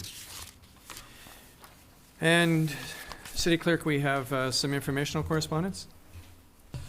Yes, thank you, Mr. Mayor. We have 3 items. An email from Gary Lajeunesse expressing concern regarding backyard burning, the minutes of the Alberni Valley Community Stakeholders Initiative to End Homelessness, and finally a letter from the Ombudsperson dated May 11th providing information on the quarterly reporting process changes and providing a copy of files closed from January 1st to March 31st. Okay, Council want to pull anything out of any of those? Okay, Councillor Alamani, do you want to move receipt of those?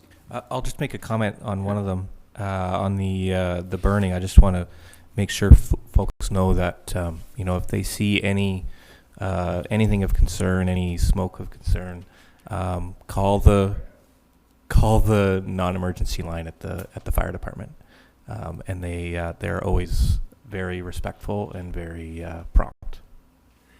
And I believe they have been attended to a few of these concerns already, so. I think so. Yep. Okay. Do you want to move receipt? Move that informational correspondence items number 1 through 3 be received and filed. All in favor? Carried. And Council, we do have a report from in-camera.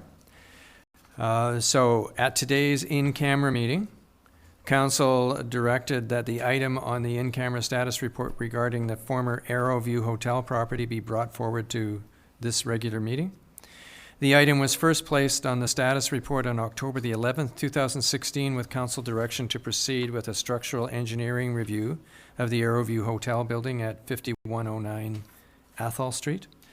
And then on January 23rd, 2016, Council directed that an agreement be prepared for demolition of the building and the subsequent exchange of properties on Alexander Road.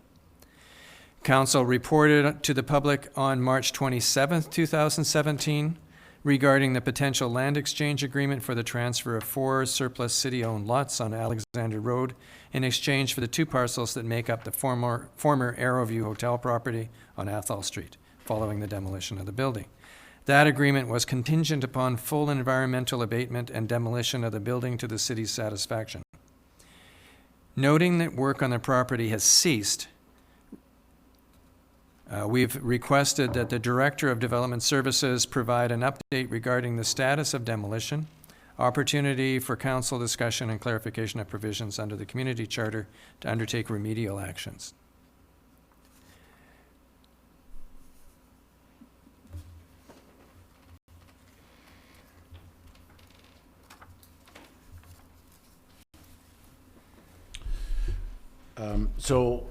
As we're aware, demolition did begin, or the environmental abatement on the Arrowview did begin. It ceased some time ago. The property owner has given 2 verbal indications that it would restart. It has not. Council can, if it wishes, now proceed under the community charter through the remedial action procedures to declare it a hazard and a nuisance.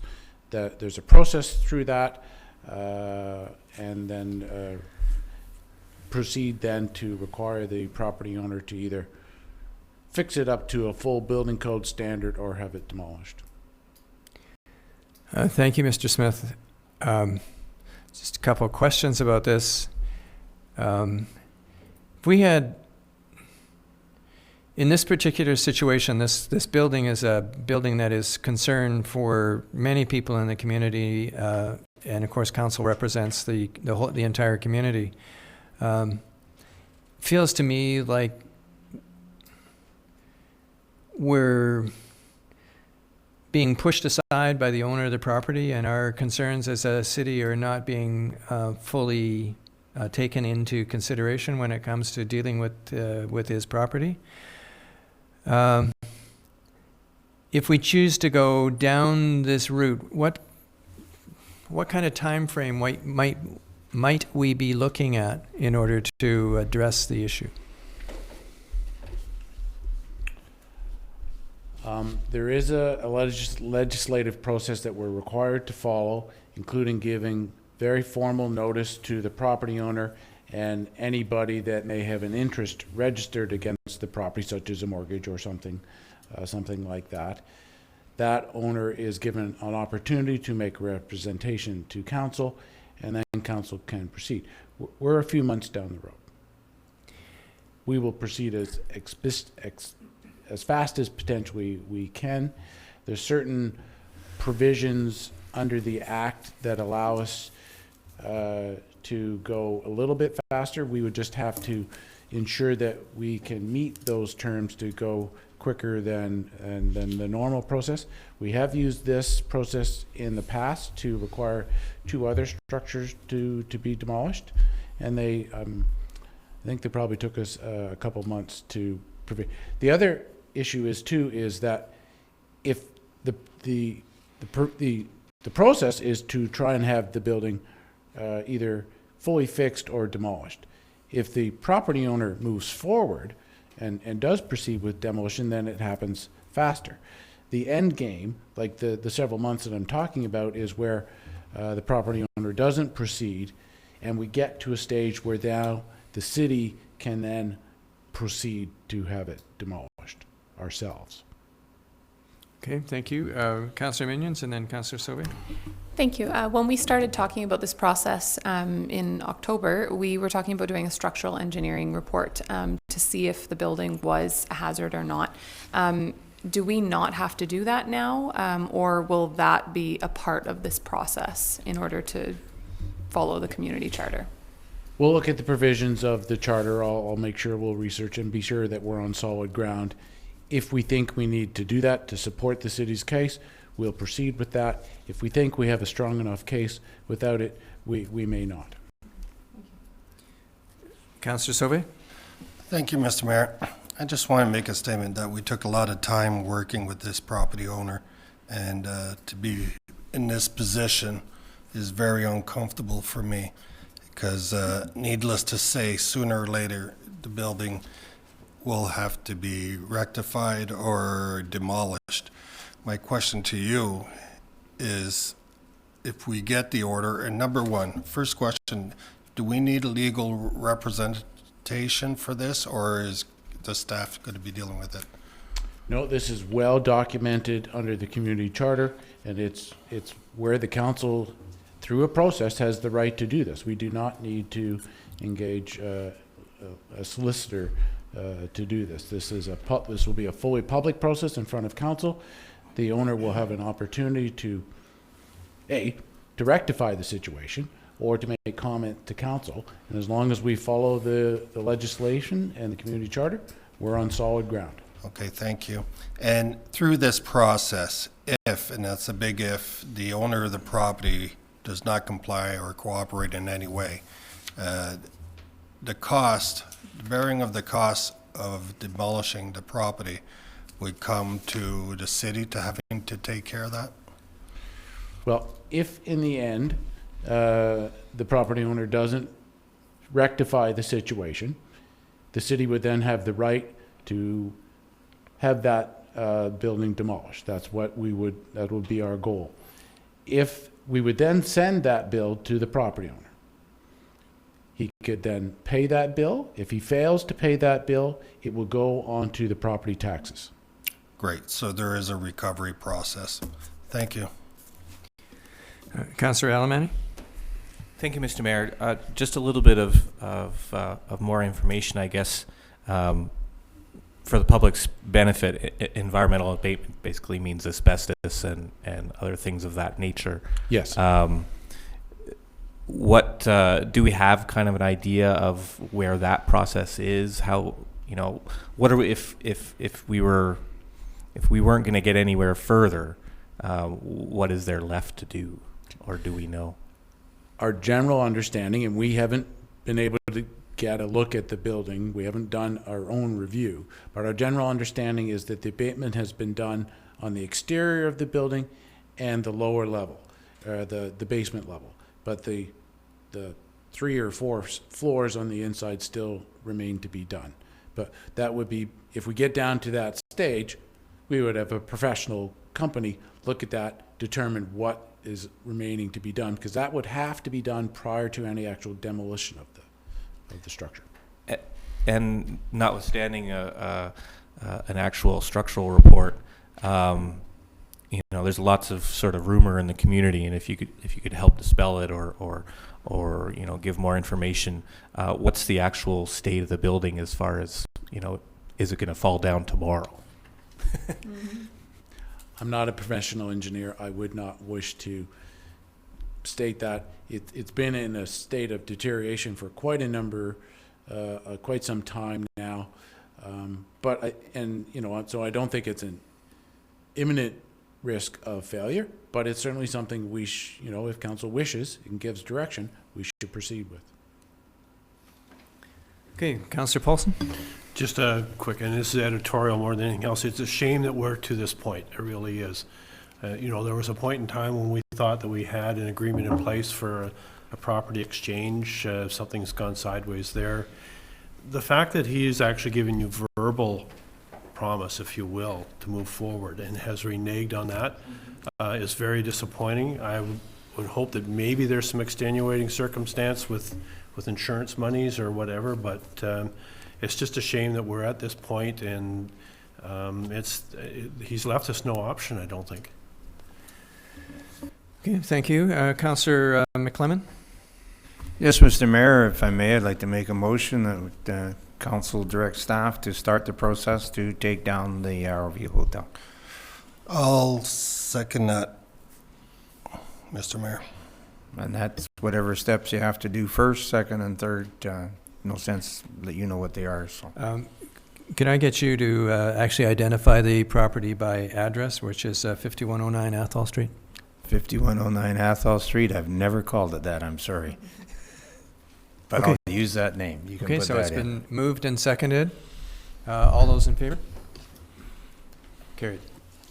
Thank you, Mr. Smith. Okay, council, then that brings us to our council reports. And the first report is the mayor's report, and I want to give you a little bit of information, and I know that City Clerk is ready with both a picture and a short YouTube video as part of this. So the first thing, just to open it up, or to begin it, I want to show you a picture of the 727 landing yesterday. Please get the right video. So this plane that's come in, you can see the backdraft from it and what's happened with the dust and what have you on the at the airport. So obviously there's still a bit of work to be done. But this plane coming in is a plane that's going to be used for parts primarily. The 737s are coming in Thursday afternoon, I believe. And but there'll be more information coming specifically for council's information when it's confirmed. And then there's a YouTube video that I want you to see that shows the paving of the airport and how a current process called ice blast is used to clean it off. Mark Wilson here with Rainer Brock Construction, Hub City Paving. Today we're using the Colson Ice Blast machine to clean the edge of asphalt off, and it's working really well in the application we need it. We're here at the Alberni Airport, and we need to clean the dust off and slurry off what we saw cut yesterday, and need it done in a quick, clean fashion that doesn't have much water residue, because we have to tack the edge and continue on paving. So it's been a great application for us today. Here at an airport, you have to have a straight saw cut line. Vertical, totally smooth, no chipping on the top. When you do all that saw cutting, now you've got all the slurry and leftover residue from the saw. So that's what we need cleaning up. This is a perfect application and less water residue. Yeah, we used this a couple months ago with your guys' ice blaster, and it cleaned the equipment very well. And on our distributor truck at the back end, where we've got a lot of wires and hoses, nozzles and stuff, it was very non-destructive. You'd think that it could be destructive, but it was good for the hoses and everything else.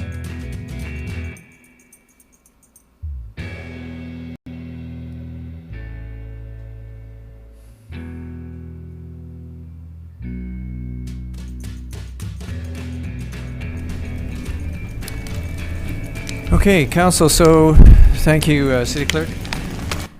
You can see that it's quite an impressive operation, and important that we are finally at the stage where we've got the final capping on the airport.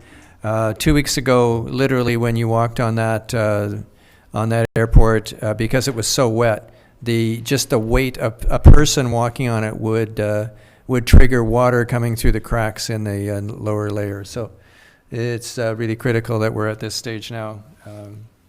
Good for us as a community, and certainly what we hope for, even though it took longer due to weather than any of us had ever possibly imagined. Councillor Paulson. Just wanted to throw in something fairly unique on the Coulson Ice Blast is they can actually do that process underwater.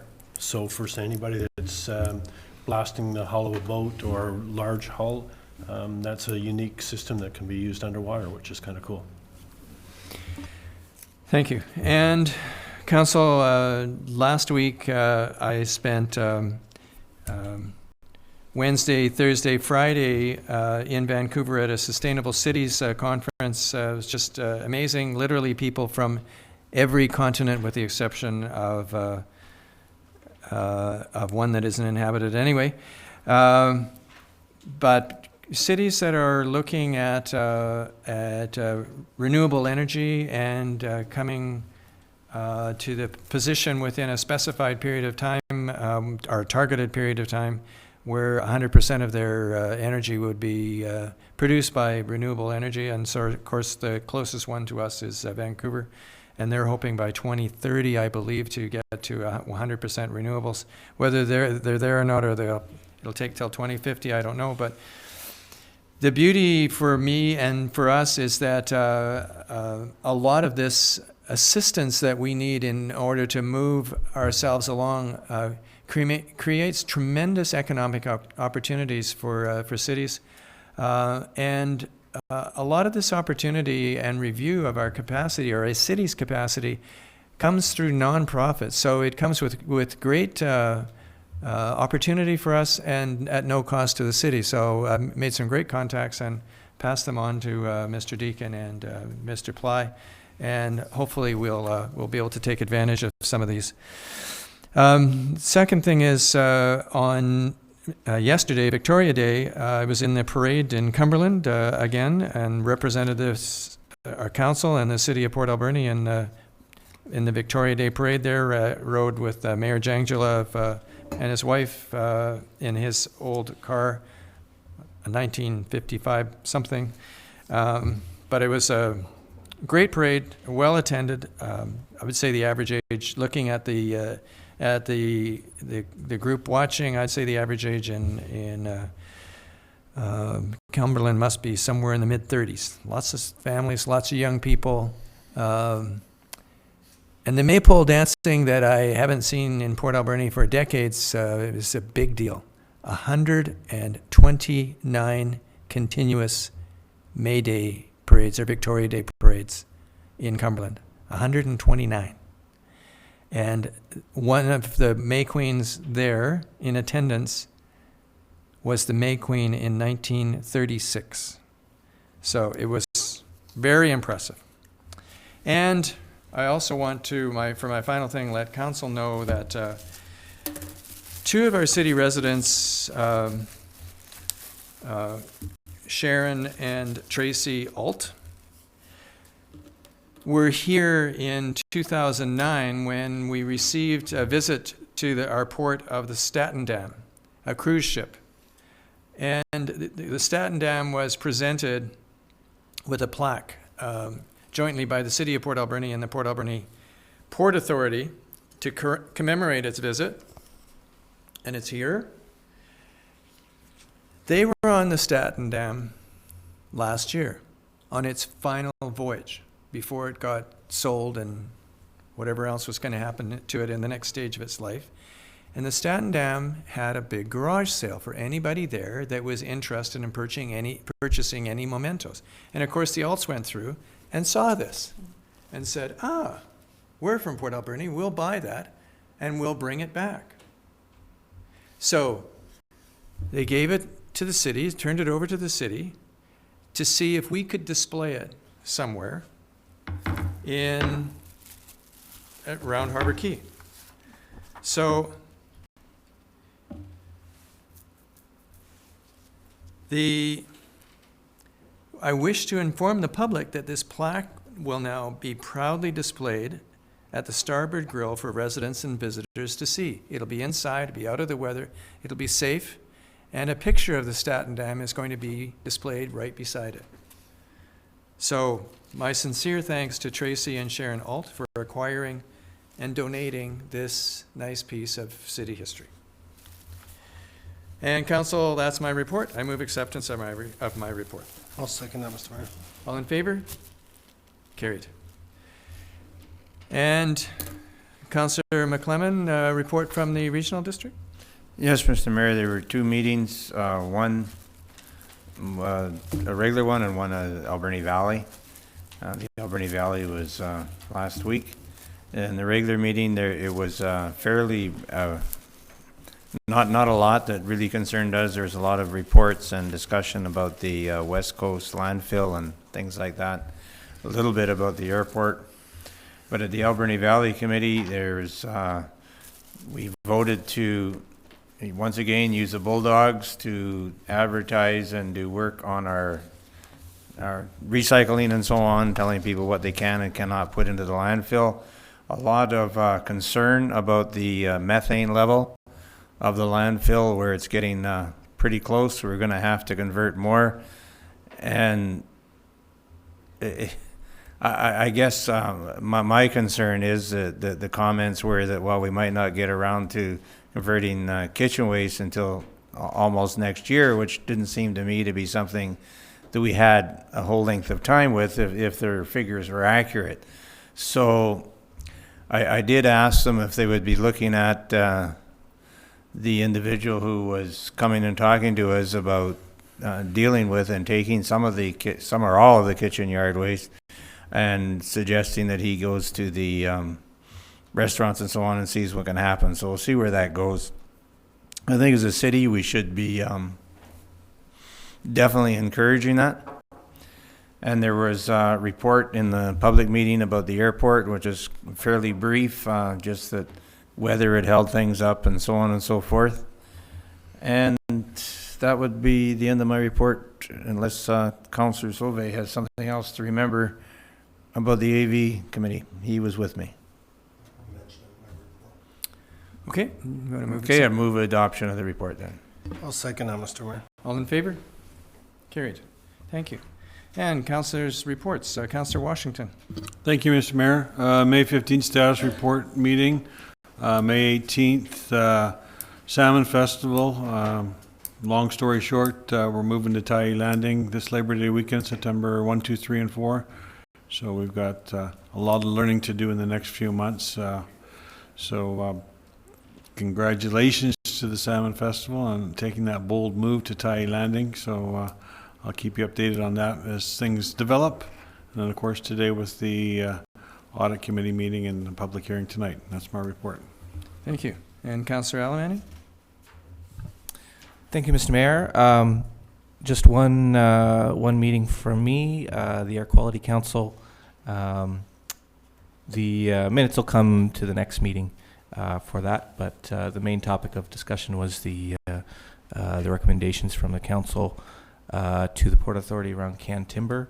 We received some fairly concerning correspondence back, but hopefully that process will be moving ahead. We'll get some more information from canned timber and from the Port Authority where the recommendations are going. Okay, thank you. And Councillor Minions?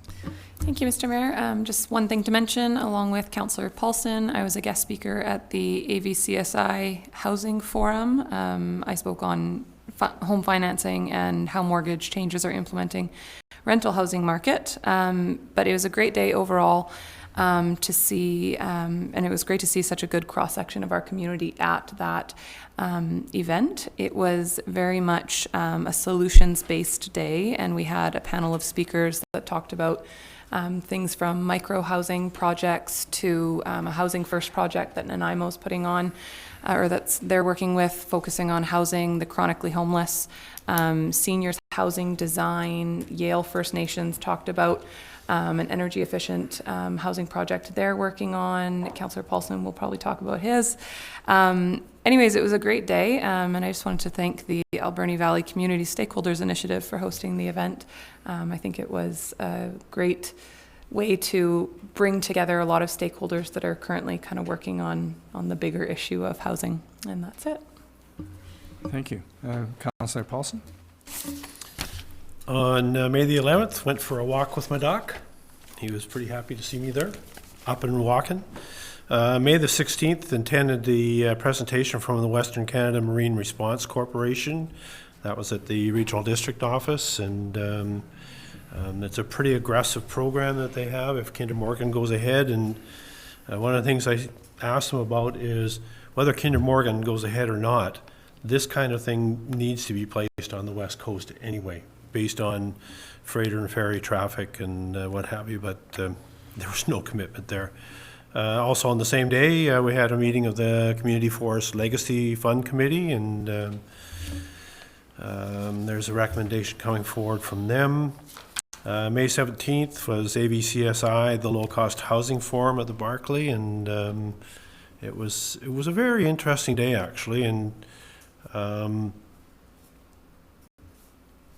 I went to that and I didn't know that I was going to be one of the keynote speakers. So Mr. Mayor, I kind of winged it.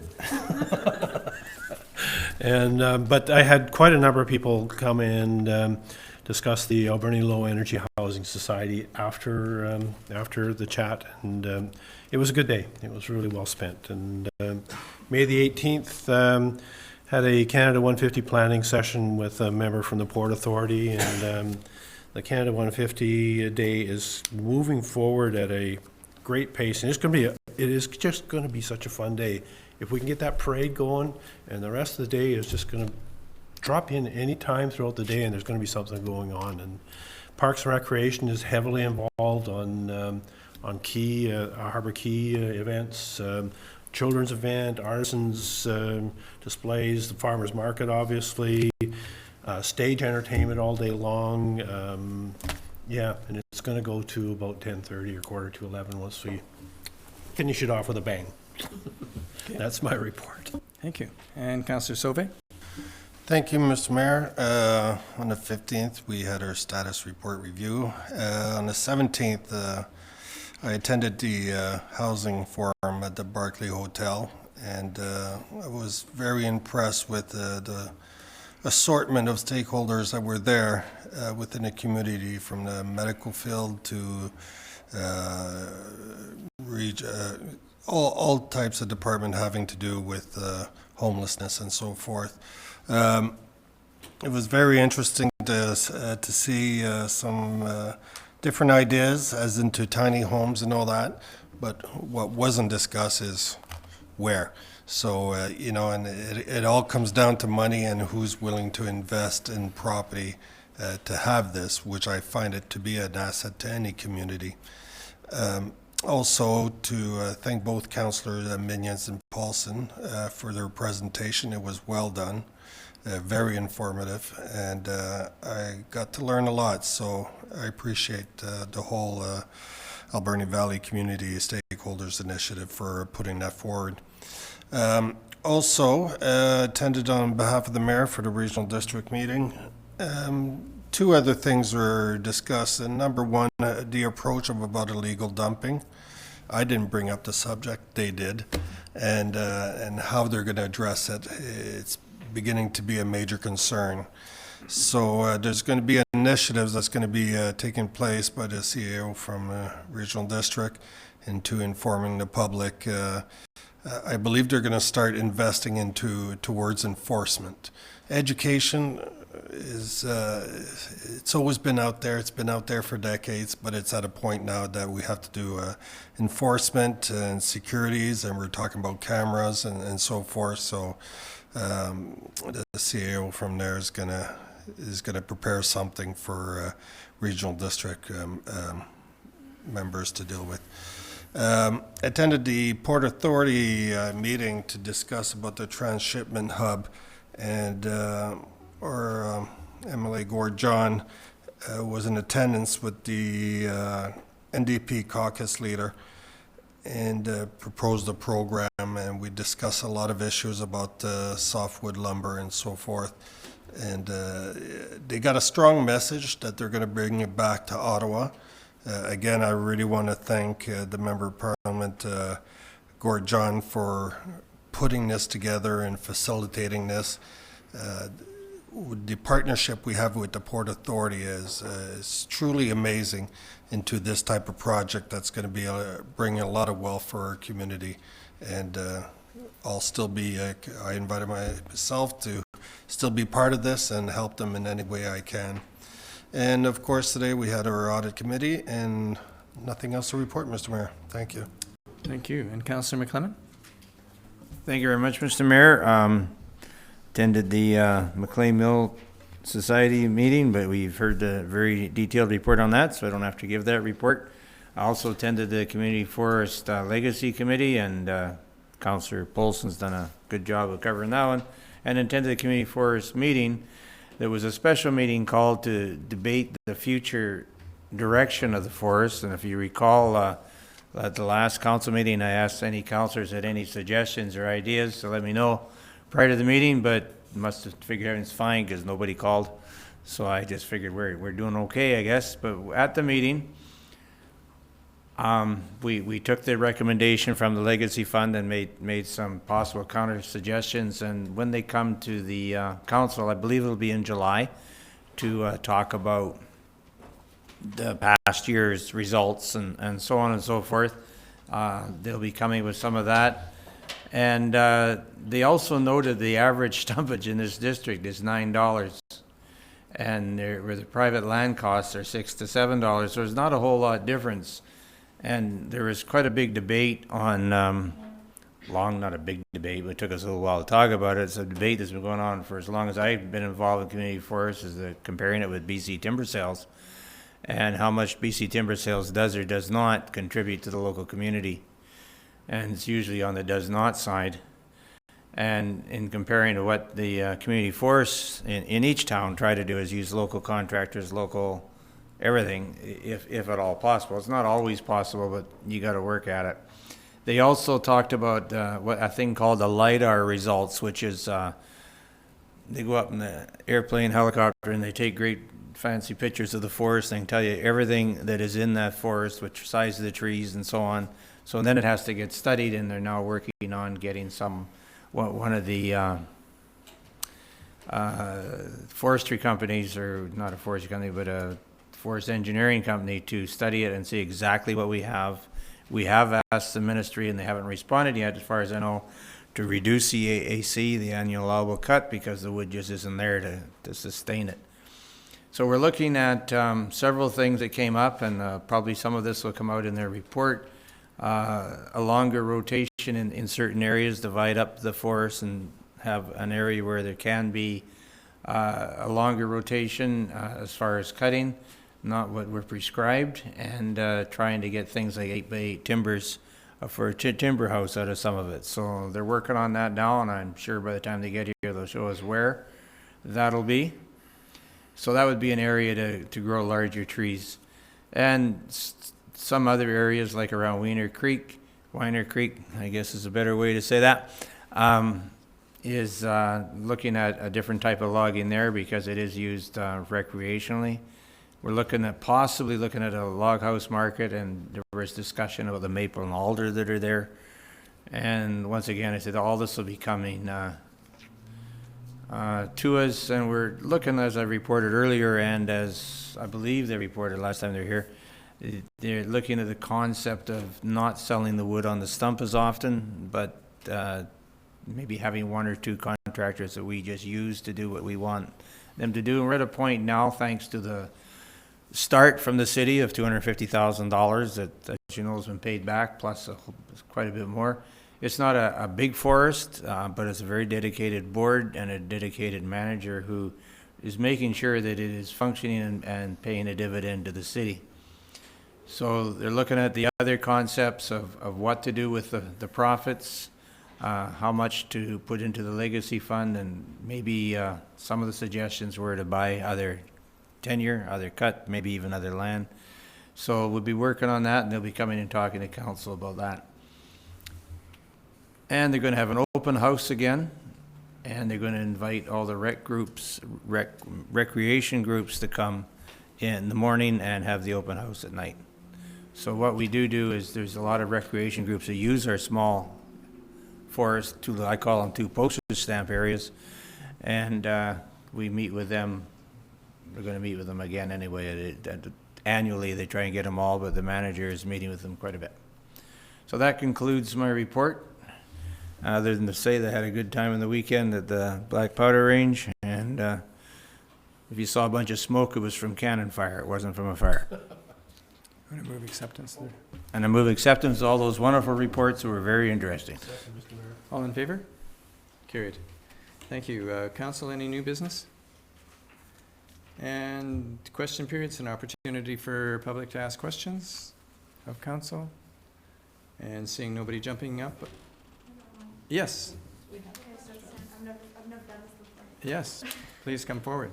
My name is Kate Walton, and right now I'm representing AVCSI. I'm the secretary for AVCSI, so I'd like to thank Councillor Suave. Am I pronouncing that properly? Sauve, sorry. I know, I always thought it was Suave. I was like, oh, that's an awesome last name. Councillor Paulson and Councillor Minions, thank you for attending, and I understand completely you guys have very busy schedules. To my question, at the end of the minutes, I believe that you all are aware that AVCSI is meeting with BC Housing this Friday at 9 a.m.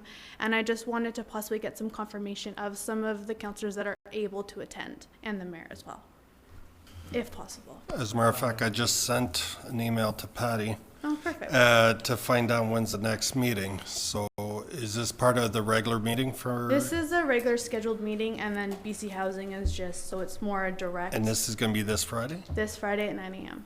At 9 a.m.? 9 a.m. at the ACRD building, as far as I'm aware. I will confirm that tomorrow. I'll be there. Okay, perfect. Yeah, awesome. There we Anyone go. else? There we go. I totally understand. I already have an appointment at 9 a.m. on Friday. I understand, no worries. All right, thank you so much. Okay, well, thank you. Okay, council, a motion to adjourn? I'll make the second. All in favor? Carried. Thank you very much, everybody.